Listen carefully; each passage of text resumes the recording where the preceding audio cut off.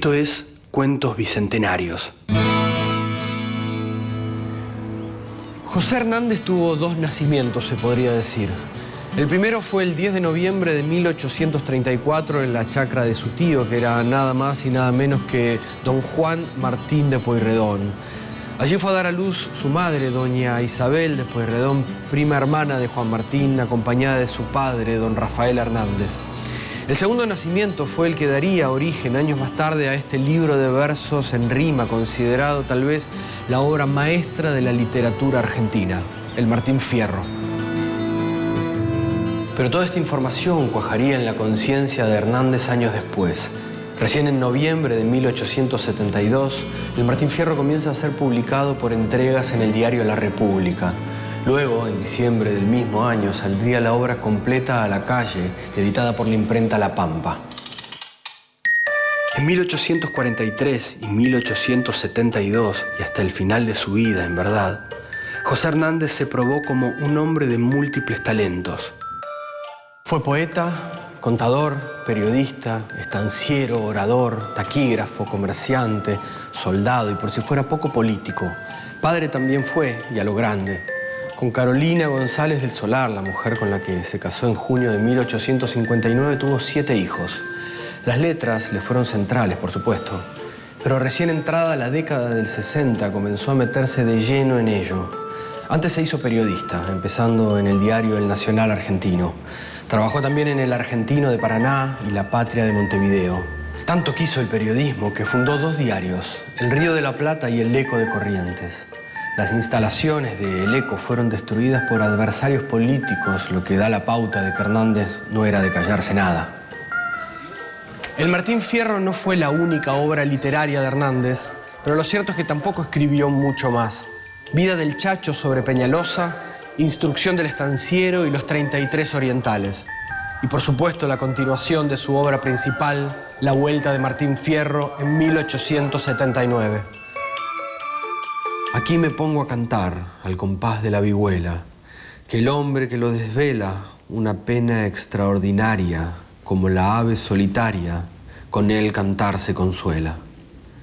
Sin duda una de las aperturas más importantes de la literatura hispanoamericana. Y lo que sigue es la vida del gaucho argentino, ni más ni menos, apogeo y caída. La penuria del gaucho no hace más que empezar. Desertor, matrero, delincuente y tanto más. Los invito a escuchar entonces un fragmento del Martín Fierro de José Hernández en la voz de Rubén Stella.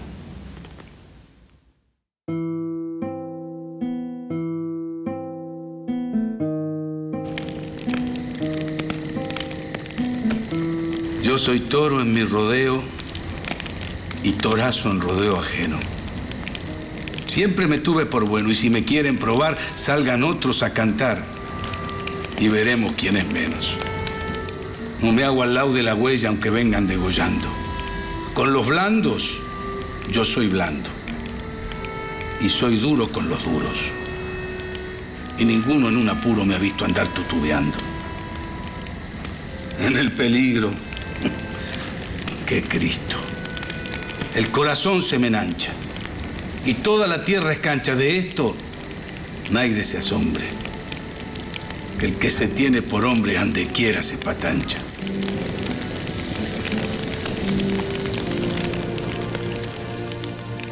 Soy gaucho y entiéndanlo como mi lengua lo explica. Para mí la tierra es chica y pudiera ser mayor. Ni la víbora me pica ni quema mi frente el sol. Nací como nace el peje en el fondo de la mar. Nadie me puede quitar aquello que Dios me dio. Lo que al mundo truje yo, del mundo lo he de llevar. Mi gloria es vivir tan libre como pájaro del cielo. No hago nido en este suelo donde hay tanto que sufrir. Y nadie me ha de seguir cuando yo remuente el vuelo.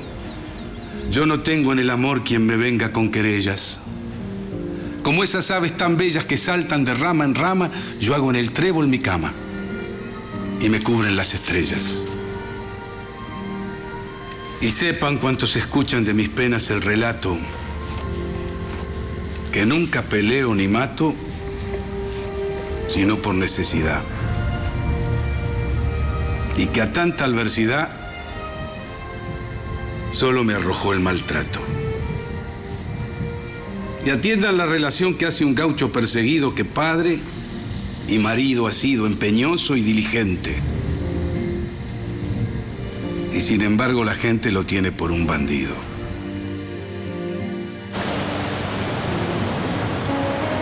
Ninguno me hable de penas porque yo penando vivo.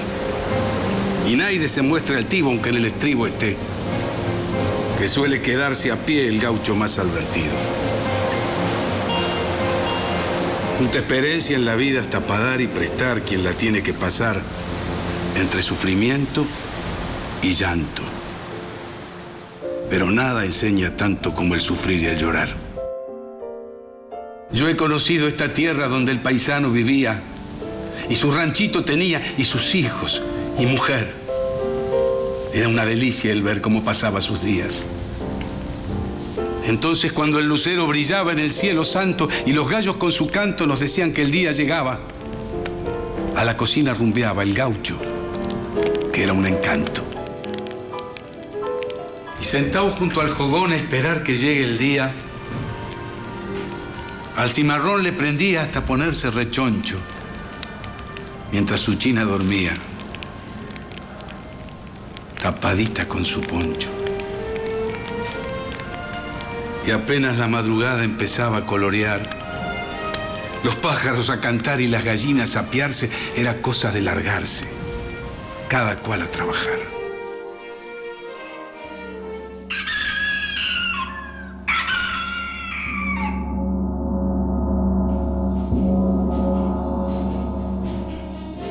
Este se ata a las espuelas, se sale el otro cantando.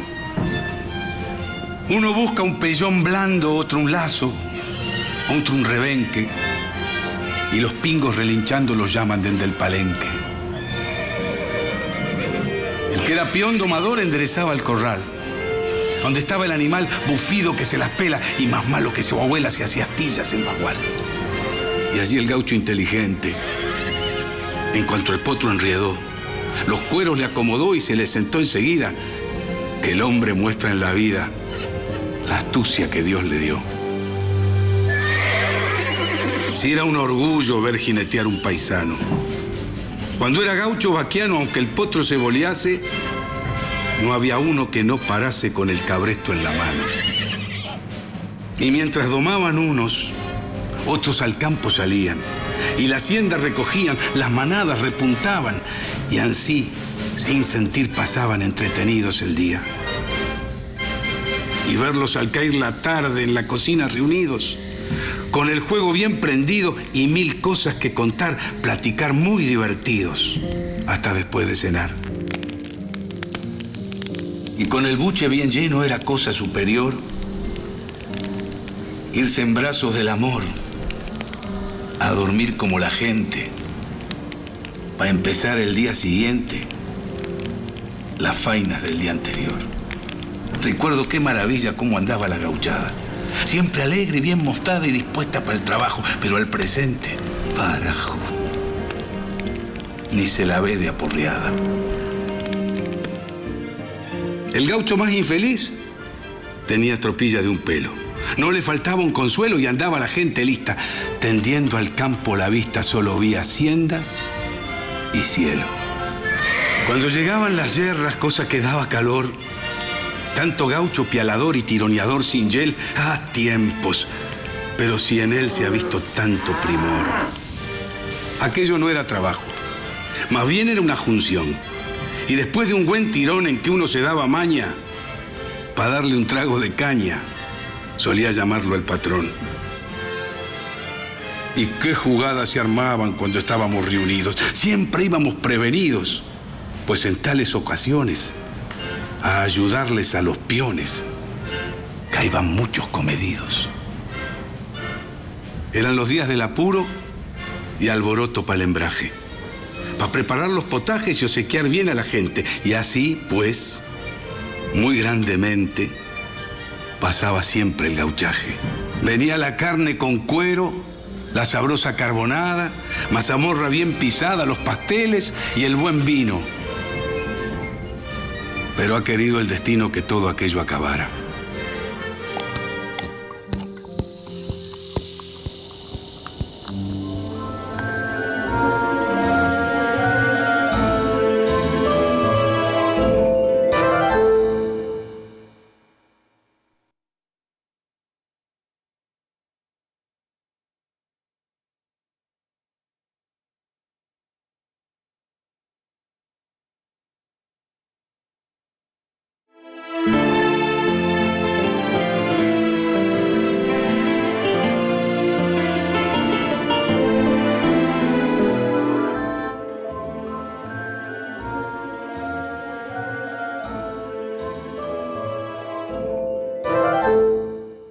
Estaba el gaucho en su pago con tanta seguridad, pero ahora, barbaridad. La cosa anda tan fruncida que gasta el pobre la vida en juir de la autoridad. Pues si usted pisa en su rancho y si el alcalde lo sabe, lo caza lo mismo que ave aunque su mujer aborte. No hay tiempo que no se acabe ni tiento que no se corte. Y al punto dese por muerto si el alcalde lo volea. Pues ahí nomás se le apea con una felpa de palo y después dicen que es malo el gaucho si los pelea.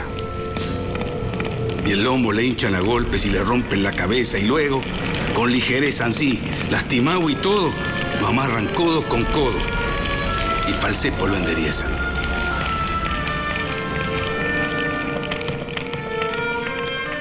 Ahí comienzan sus desgracias, ahí principia el pericón.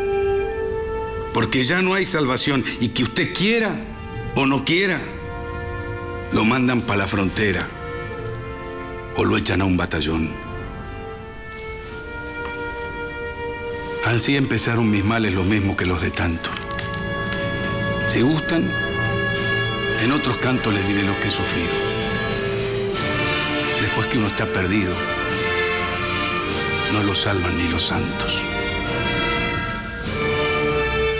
Tuve en mi pago en un tiempo hijos, hacienda y mujer. Pero empecé a padecer. Me echaron a la frontera. ¿Y qué iba a hallar al volver? Tan solo hallé la tapera. Sosegado vivía en mi rancho como el pájaro en su nido. Allí mis hijos queridos iban creciendo a mi lado. Solo queda el desgraciado lamentar el bien perdido. Mi gala en las pulperías era, cuando había más gente, ponerme medio caliente, pues cuando punteo un encuentro me salen coplas de adentro como agua de la vertiente. Cantando estaba una vez en una gran diversión y aprovechó la ocasión como quiso el juez de paz. Se presentó y ahí nomás hizo una riada en montón. Huyeron los más matreros y lograron escapar. Yo no quise disparar, soy manso y no había por qué. Muy tranquilo me quedé y así me dejé agarrar. Hay un gringo con un órgano y una mona que bailaba, haciéndonos raid estaba cuando le tocó el arreo. Tan grande el gringo y tan feo, lo viera cómo lloraba. Hasta un inglés zanjeador que decía en la última guerra que él era de Inca la perra y que no quería servir, también tuvo que huir a guarecerse en la sierra. Al mandarnos nos hicieron más promesas que un altar. El juez nos fue a proclamar y nos dijo muchas veces: muchachos, a los 6 meses los van a ir a revelar. Yo llevé un moro de número, sobresaliente el matucho. Con él gané en Ayacucho más plata que agua bendita. Siempre el gaucho necesita un pingo para fiarle un pucho. Y cargué, sin dar más vueltas, con las prendas que tenía. Jergas, poncho, cuanto había en casa, tuito lo alcé. A mi china la dejé medio desnuda ese día.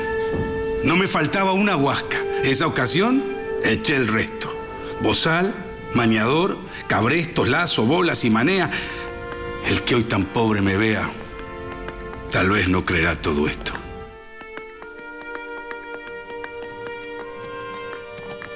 Así en mi moro escarciando enderecé a la frontera. Ah, parcero, si usted viera lo que se llama cantón, Ni envidia tengo al ratón en aquella ratonera.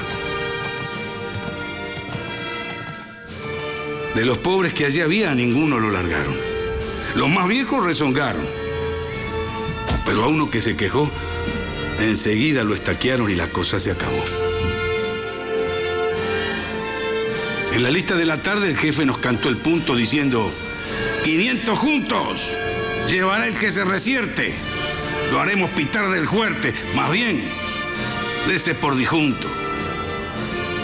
A nadie le dieron armas, pues toditas las que había el coronel las tenía, según dijo esa ocasión, para repartirlas el día en que hubiera una invasión. Al principio nos dejaron de haraganes criando cebo, pero después no me atrevo a decir lo que pasaba. Carajo, si nos trataban como se trata a malevos. Porque todo era jugarle por los lomos con la espada. Y aunque usted no hiciera nada, lo mismito que en Palermo le daban cada cepiada que lo dejaban enfermo. Yo primero sembré trigo y después hice un corral. Corté adobe para un tapial, hice un quincho, corté paja. La pucha que se trabaja sin que le larguen un real. Más de un año nos tuvieron en esos trabajos duros. Y los indios, le aseguro, de entraban cuando querían. Como no los perseguían, siempre andaban sin apuro. A veces decía al volver del campo la descubierta que estuviéramos alerta, que andaba dentro la indiada, porque había una rastrillada o estaba una yegua muerta. Recién entonces salía la orden de hacer la reunión y que íbamos al cantón en pelos y hasta en ancaos, sin armas, 4 pelaos que íbamos a hacer jabón. Ahí empezaba el afán, se entiende, de puro vicio, de enseñarle el ejercicio a tanto gaucho recluta con un instructor que bruta, que nunca sabía el oficio. Daban entonces las armas para defender los cantones, que eran lanzas y latones con ataduras de tiento.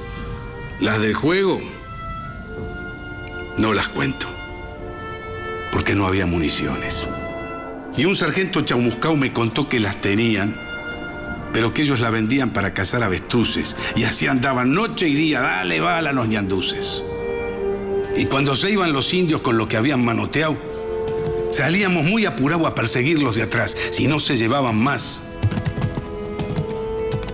es porque no habían hallado.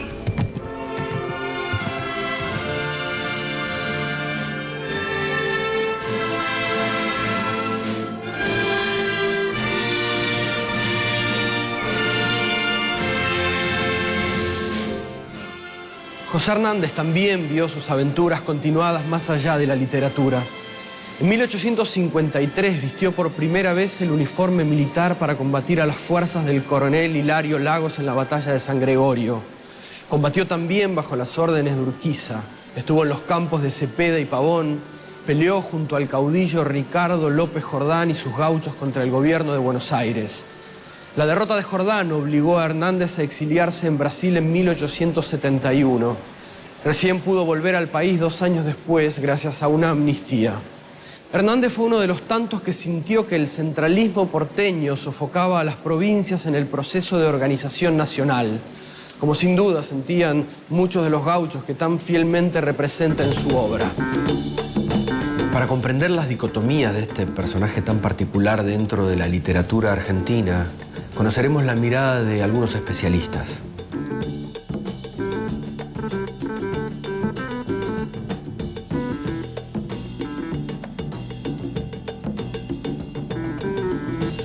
José Hernández, como autor de Martín Fierro, que en verdad es básicamente su lugar y el motivo de su consagración, vamos a decir así, es tan decisivo como puede serlo un texto que ha sido colocado, ha sido situado en el centro del canon literario y de una manera verdaderamente justificada, en términos de, yo diría, la significación literaria, ideológica y política que tiene el Martín Fierro.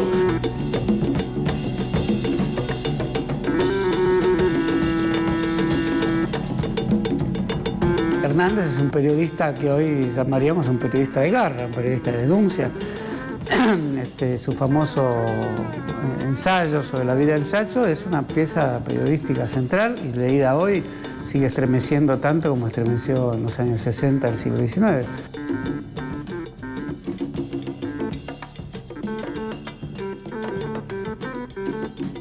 El ámbito espacial del poema de Hernández es la pampa, la llanura argentina.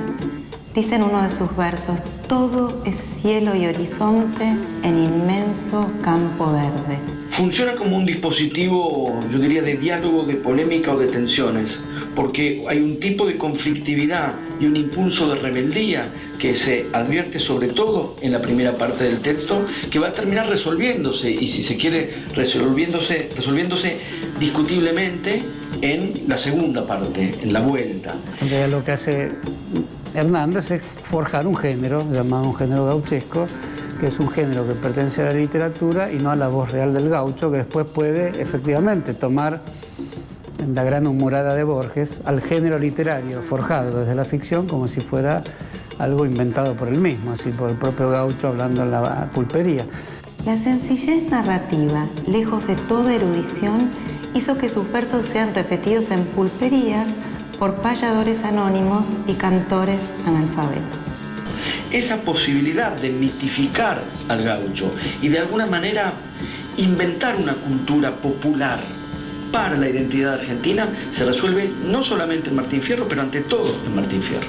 La lectura y la obra del lector finalmente es dejarse llevar por esta magnífica y dadivosa ilusión de que está leyendo realmente a personas de carne y hueso hablando, y aunque todos lo sepamos, que es la obra intermediadora del escritor y la invención que hace el escritor con un conjunto de materiales que están a su disposición, como si fueran témperas o acuarelas, en realidad Martín Fierro nos sigue convenciendo que es alguien que sienta como primera frase una bandera o clava una lanza, que es su "aquí me pongo a cantar", ¿no?